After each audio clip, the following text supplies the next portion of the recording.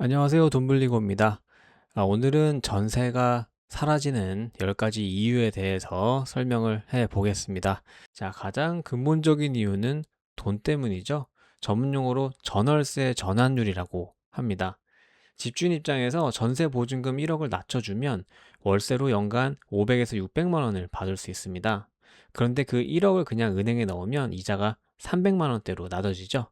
그렇기 때문에 은행보다 세입자에게 월세를 받는 게 수익률이 훨씬 좋은데 굳이 전세를 고집할 이유가 사라진 겁니다. 자, 과거의 전세는 집주인에게 무이자 대출이었지만 전세금을 레버리지 삼아서 집을 여러 채 사는 갭투자가 가능했죠. 하지만 다주택자 양도소득세 중과 유예가 이제 종료가 됨으로써 다주택자 포지션은 이제 없어지는 시대가 온 것 같습니다. 사실 그 전부터 다주택자 포지션을 거의 다 정리하셨죠. 자, 2013년 대한민국을 강타한 역전세 대란 기억하실지 모르겠는데 전세가 계속 오르다가 처음으로 전세가 이렇게 역전세로 해서 전세금이 내려간 사건입니다.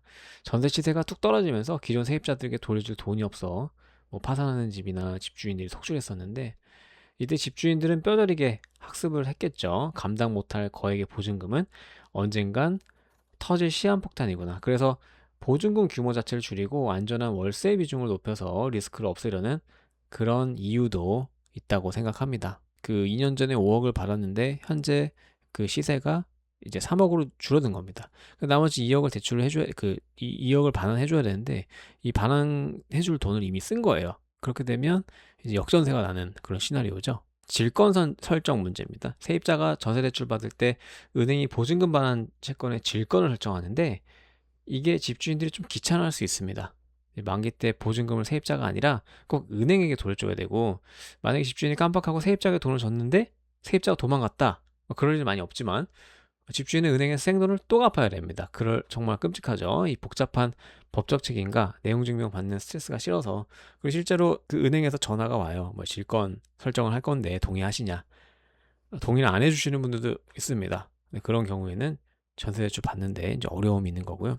요즘 강남 같은 경우에는 그냥 반전세는 그냥 반전세로 많이 파니까 월세를 많이 내죠. 1억에 40만 원 해서 뭐 3억이 없다 라고 하면 4, 32에서 120만 원 내고 그런 식으로 반전세를 놓는 상황입니다. 자, 이제 보유세도 오를 것 같은데요. 집을 가지고만 있어도 나가는 돈이 재산세랑 이제 좀 그 가액이 높으신 분들은 종합부동산세까지 해서 보유세를 내는데 은퇴하신 분들이 문제입니다. 이제 고령의 집주인들이 수십억짜리 집에 살아도 수입이 없다라고 하면 현금이 부족하죠. 자, 그리고 전세 사기 대책이 역설적으로 월세를 부추기기도 했는데 빌라나 오피스텔의 경우 우리 허그의 보증보험 가입 요건이 공시가격 126%로 강화됐습니다.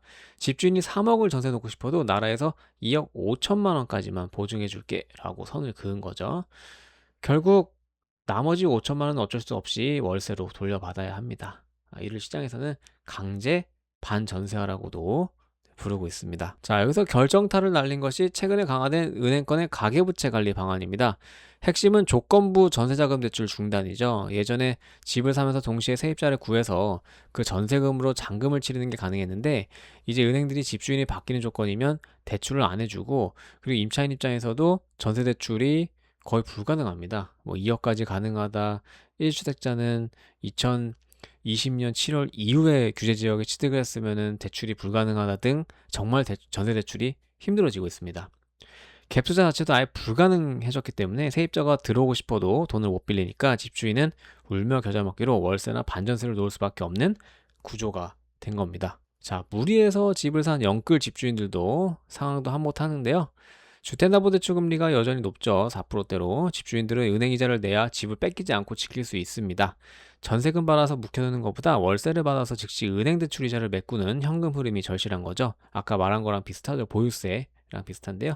이자는 월세로 퉁친다는 마인드가 이제 확산이 되고 있습니다. 자, 인구 구조와 심리 변화도 큰데요. 베이비부머 세대인 집주인들이 은퇴 후 자산 증식보다 당장의 생활비가 더 급하기 때문이죠. 실제로 보시면 반포 레미안 원베일리 아크로파크 레미안 퍼스티지 보시면 신규랑 그 계약갱신 재계약했을 때 가격 차이가 레미안 원베일리 같은 경우에는 신규가 21억인데 갱신이 무려 12.5억입니다. 거의 10억 이상 차이가 나죠. 그러니까 뭐 한강뷰에 있는 구평이라든지 그럴 거예요. 아크로파크 같은 경우에도 3억 정도, 약 3억 정도 차이가 나고, 레미안 퍼스티지도 이제 갱신한 거는 17억, 신규는 18억 4천으로 분명히 차이가 있다. 이런 상황입니다. 자, 이 모든 이유들이 합쳐져서 만들어진 결과가 바로 이 데이터인데요. 예, 국토부 자료에 따르면 전체 임대차 거래 중 월세가 차지하는 비중이 이미 50%를 훌쩍 넘겼다고 합니다. 대한민국 부동산 역사상 처음 있는 일인데요. 아파트뿐만 아니라 빌라, 다세대 주택에서는 이미 전세의 월세야가 거스를 수 없는 대세가 된 것 같습니다. 시장은 이미 변하고 있고 적응하는 자만이 살아났는데, 앞으로 그 토어제로 묶인 규제적 같은 경우에는 실거주만 가능하기 때문에 전세 매물이 많이 없어질 거고, 매매가가 급격하게 오르기 때문에 급격하게 벌어진 매매 가격을 전세가로 충당하기 위해서는 그 2년 만에 뭐 4억을 못 만드니 그냥 월세로 전환하는 현실적인 상황입니다. 자, 그래서 그 전세가 완전 사라지진 않겠지만 그 입지는 계속 좁아질 것으로 예상하고, 세입자분들은 주거비 관리 계획뿐만 아니라 투자자분들 바뀐 룰에 맞춰서 전략을 다시 짜야 할 시점입니다. 이상으로 제 영상을 시청해 주셔서 감사합니다.